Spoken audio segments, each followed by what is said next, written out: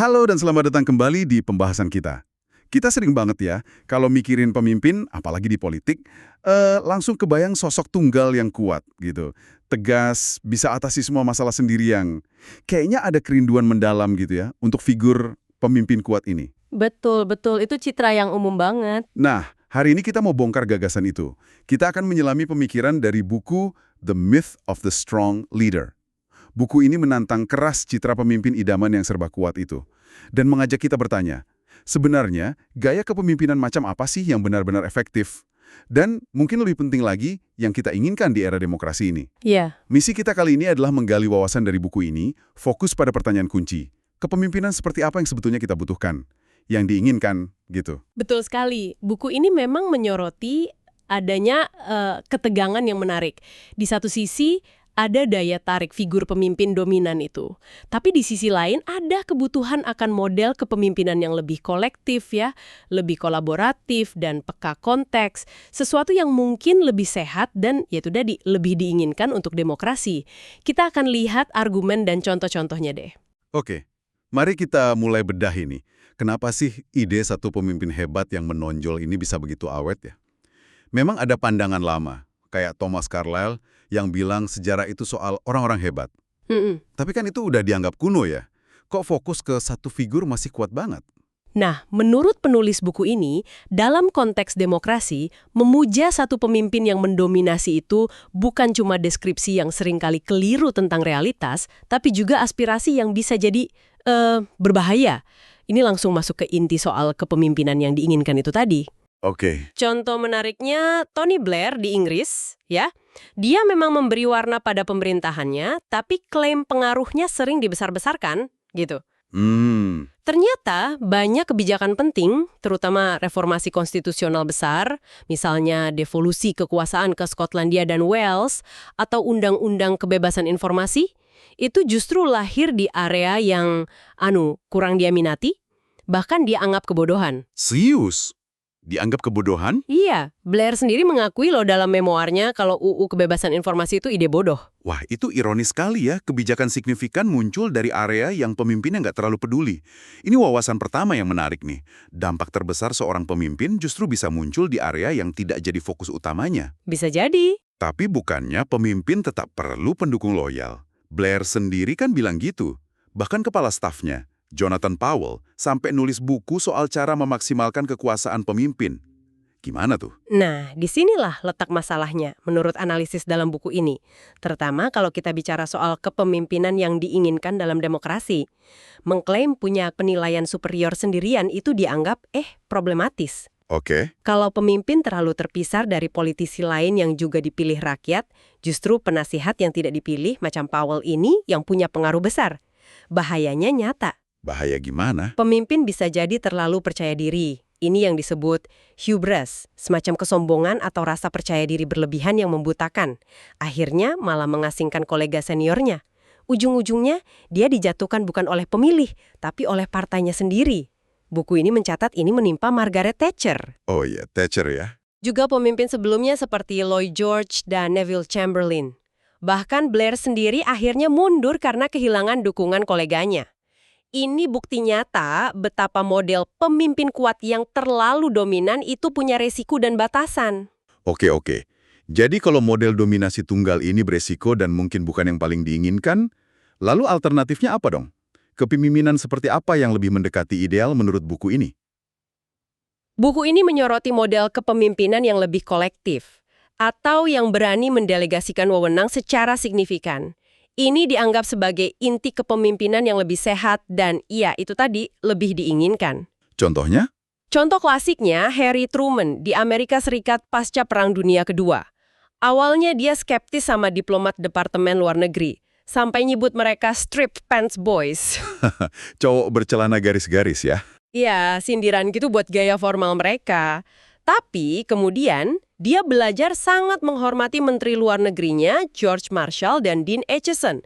Bukti paling nyata, kebijakan pemulihan Eropa yang monumental itu dikenal sebagai Marshall Plan, bukan Truman Plan. Oh iya bener juga ya. Ini menunjukkan kerendahan hati dan pengakuan pada keahlian orang lain, ciri kepemimpinan efektif yang seringkali lebih diinginkan. Truman memang bisa tegas, contohnya saat mecat Jenderal MacArthur yang membangkang.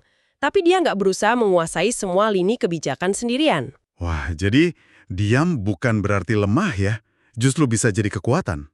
Bagaimana dengan Clement Attlee di Inggris setelah perang? Dia kan sering digambarkan sebagai sosok pendiam, jauh banget dari citra pemimpin kuat yang meledak-ledak. Justru disitulah kekuatannya menurut analisis buku ini. Attlee dinilai sangat efektif karena dia pintar memanfaatkan kekuatan kolektif kabinetnya. Kabinetnya itu diisi tokoh-tokoh kelas berat loh, kayak Ernest Bevin. Dia memberi mereka ruang gerak, nggak coba mendikte di setiap departemen, fokusnya lebih ke koordinasi dan memastikan semua berjalan sesuai prosedur. Dia bahkan berani mengkritik gaya kepemimpinan Churchill saat mereka sama-sama di pemerintahan koalisi perang. Wah, berani juga ya? Iya, ini menunjukkan kepemimpinan efektif dan diinginkan itu nggak harus selalu flamboyan atau dominan secara personal. Bisa jadi justru yang lebih tenang, yang fokus pada fungsi dan hasil bersama. Ini wawasan penting kedua nih, kepemimpinan diam yang fokus pemberdayaan tim bisa jauh lebih efektif. Menarik sekali ya. Ini berarti punya rekan kerja yang kuat yang berani bilang tidak itu justru aset penting bagi pemimpin yang baik ya. Bukan cuma dikelilingi penjilat atau yes man gitu. Tepat sekali. Buku ini secara eksplisit menyatakan bahwa pemimpin justru membutuhkan kolega-kolega politik yang punya kaliber dan tidak takut menyuarakan ketidaksetujuan. Kenapa tuh? Kenapa? Ya, karena diskusi yang sehat, perdebatan internal yang jujur, itu yang menghasilkan kebijakan lebih baik dan matang, ketimbang kepatuhan buta hanya untuk menyenangkan atasan. Pemimpin yang bijak, menurut pandangan ini, seharusnya justru ambil jeda dan berpikir ulang kalau rekan-rekan seniornya tetap ragu atau nggak setuju, bukannya malah memaksakan kehendak. Ini ciri kepemimpinan yang matang dan jelas lebih diinginkan dalam mengelola urusan publik yang kompleks. Tapi, bukankah sejarah juga penuh contoh pemimpin yang dianggap keras kepala tapi terbukti benar di kemudian hari? Gimana buku ini membedakannya dari hubris atau kesombongan yang berbahaya tadi? Pertanyaan bagus, buku ini nggak menyangkal kok kalau individu bisa sangat berpengaruh. Bukan berarti semua ditentukan oleh kekuatan abstrak kayak ekonomi atau teknologi. Ada momen-momen di mana individu memang bikin perbedaan besar. Misalnya? Misalnya, Margaret Thatcher diakui bisa mengubah arah perdebatan politik secara fundamental. Atau kita lihat pemimpin gerakan sosial kayak Mahatma Gandhi, Martin Luther King, bahkan Malala Yousafzai yang menunjukkan keberanian luar biasa. Ini bukan kembali ke teori orang hebat ala Carlyle ya, tapi pengakuan bahwa dalam situasi tertentu, agensi individu itu nyata. Nah, membedakannya dari hubris, kuncinya seringkali terletak pada konteks dan metode. Konteks dan metode ya? Maksudnya? Isi atau merespon kebutuhan zaman yang mendesak. Oke, jadi ada jenis-jenis pemimpin berpengaruh yang dibedakan dalam buku ini? Iya, untuk membantu memahami nuansa ini, buku ini mengidentifikasi beberapa tipe pemimpin berpengaruh. Pertama, ada yang disebut redefining leaders atau pemimpin pendefinisi ulang. Pemimpin pendefinisi ulang, apa tuh? Mereka ini yang berhasil mengubah cara kita bicara atau kerangka berpikir tentang isu-isu politik penting secara fundamental. Contohnya tadi Thatcher di Inggris atau Lyndon B. Johnson, LBJ, di AS, yang mendorong agenda Great Society dan hak-hak sipil. Di Jerman pasca perang ada Konrad Adenauer dan Willy Brandt, terus Helmut Kohl saat reunifikasi Jerman. Mereka mengubah peta perdebatan lah istilahnya. Oke, itu yang mengubah peta. Lalu tipe lainnya apa? Tipe kedua adalah transformational leaders atau pemimpin transformasional. Nah, kalau yang ini dampaknya lebih ke mengubah sistem politik atau ekonominya secara mendasar. Wah, lebih besar lagi ya dampaknya? Contohnya siapa aja? Contohnya Charles de Gaulle yang mengubah konstitusi Prancis dari Republik keempat ke 5, Adolfo Suarez yang memandu transisi Spanyol dari kediktatoran Franco ke demokrasi, terus Mikhail Gorbachev yang perannya krusial dalam mengakhiri Perang Dingin dan membubarkan sistem Soviet, Deng Xiaoping yang mentransformasi ekonomi Tiongkok secara radikal, dan tentu saja Nelson Mandela. Mandela ya? Iya, yang memimpin transisi Afrika Selatan dari apartheid menuju demokrasi multiras. Jadi kalau kita lihat contoh-contoh pemimpin transformasional ini, De Gaulle, Suarez, Gorbachev, Deng, Mandela. Dampak besar mereka itu nggak selalu datang dari gaya kuat yang mendominasi sendirian seperti mitos awal tadi ya. Seringkali justru tidak. Buku ini menekankan lagi-lagi keberhasilan mereka sangat dipengaruhi oleh konteks. Itu penting banget. Konteks gimana maksudnya? Ya, ada krisis yang membuka jendela kesempatan. Kayak depresi besar bagi Franklin D. Roosevelt. Atau pembunuhan Kennedy yang memberi momentum bagi LBJ. Ada tekanan sosial kuat dari bawah. Ada perubahan landscape geopolitik global kayak yang dihadapi Gorbachev. Oke. Dan yang sangat penting, kunci sukses mereka seringkali bukan kekuatan memaksa, tapi justru kemampuan meyakinkan atau persuasi. Kelihayan membangun koalisi lintas kelompok atau kehebatan dalam negosiasi.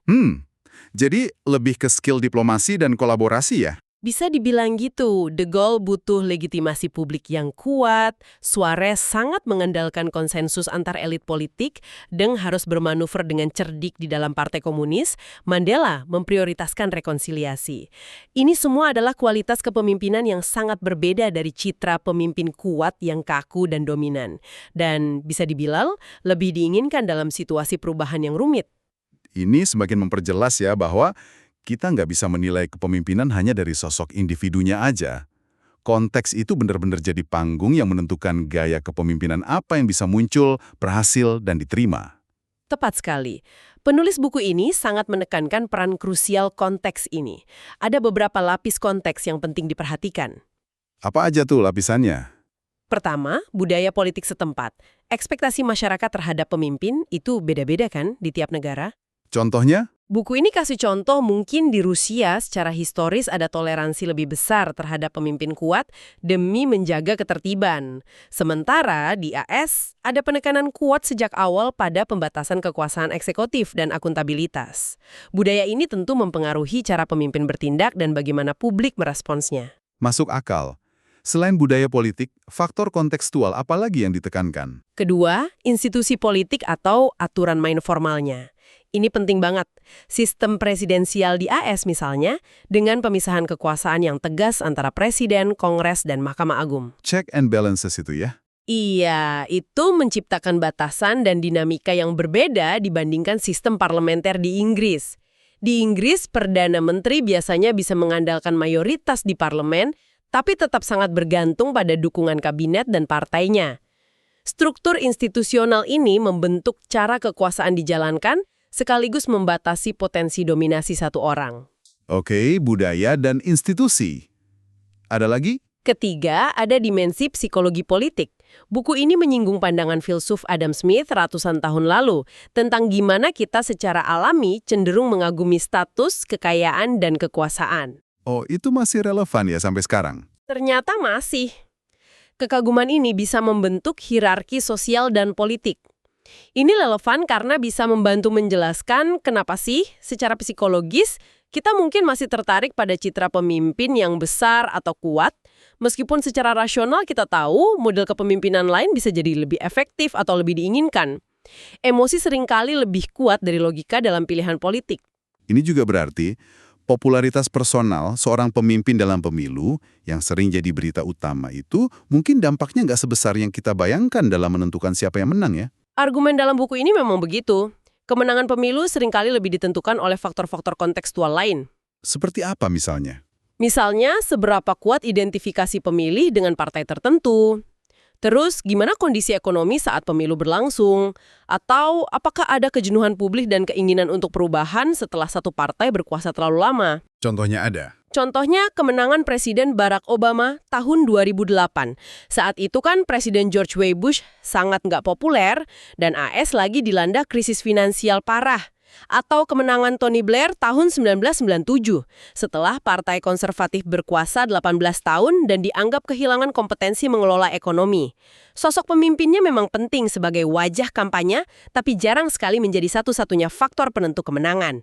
Ini lagi-lagi meruntuhkan mitos bahwa satu sosok super kuat bisa sendirian memenangkan segalanya. Oke. Setelah menyimak semua pemaparan ini, rasanya jelas sekali ya bahwa pandangan umum kita soal pemimpin kuat itu memang perlu dibongkar dan ditinjau ulang secara kritis. Buku The Myth of the Strong Leader ini terdengar sangat skeptis terhadap idealisasi pemimpin tunggal yang serba dominan. Ya, kesimpulan besarnya memang begitu. Dalam konteks demokrasi modern, kepemimpinan yang terbukti efektif dan bisa dibilang lebih diinginkan, itu justru cenderung bersifat lebih kolektif, lebih kolaboratif, dan menghargai keragaman keahlian dalam tim. Kepemimpinan yang baik juga sangat sadar akan konteks institusional dan budaya tempat ia beroperasi. Ia lebih mengandalkan kemampuan persuasi dan membangun konsensus daripada sekedar paksaan atau perintah dari atas. Meskipun kita nggak menampik ada momen di mana individu bisa sangat berpengaruh, model komando tunggal yang sering diasosiasikan dengan pemimpin kuat itu membawa resiko yang nggak kecil. Risiko apa aja tadi? Risiko-risiko ini nyata. Pengambilan keputusan yang buruk karena minim masukan beragam, potensi mengasingkan sekutu-sekutu politik yang penting, hingga bahaya penyalahgunaan kekuasaan karena kurangnya mekanisme kontrol internal. Ini sebuah perspektif yang benar-benar menyegarkan, harus saya akui.